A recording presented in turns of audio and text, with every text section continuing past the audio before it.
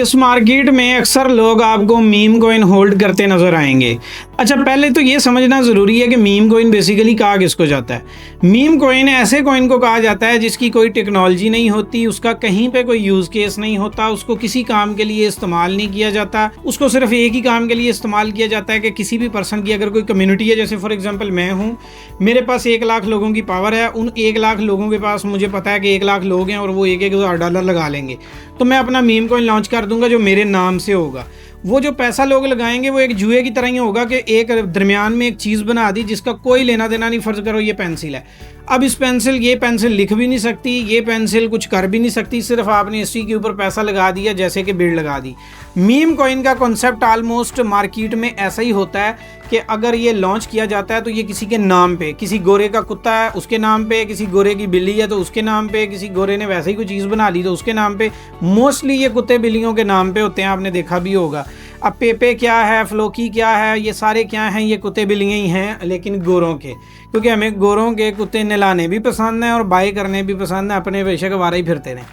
तो इसी तरीके से जितने भी लोग इस क्रिप्टो मार्केट में हैं और जितने इन्फ्लुएंसर्स भी हैं, वो जब मीम कॉइन के सिग्नल्स देते हैं या मीम कॉइन लोगों को बाय करने का कहते हैं, तो ये चीज़ याद रखिएगा कि जब आपको कहा जाता है कि शिब, पेपे, फ्लोकी, बॉन्क, मीम, ट्रंप, ये जितने भी इस तरह WLD कॉइन, जितने भी मीम कॉइन का बेसिकली कोई यूज़ केस नहीं होता।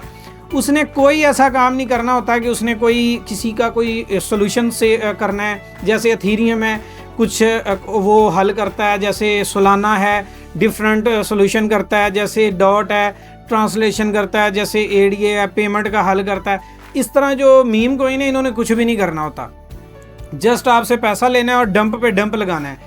इनका सिनेरियो ये होता है कि अगर ये ऊपर जा रहे हैं तो ये ऊपर की कैंडल्स ही लगाते जाएंगे और लोगों के अकाउंट्स को वॉश करते जाएंगे और एक लंबी विग लगा के लोगों को लॉस कर देंगे। और फिर जब ये नीचे आने की कोशिश करेंगे तो फिर नीचे भी उसी तरह ही होगा कि नीचे जा ही जाएंगे। कोई एनालिसिस इनका फॉलो नहीं होगा।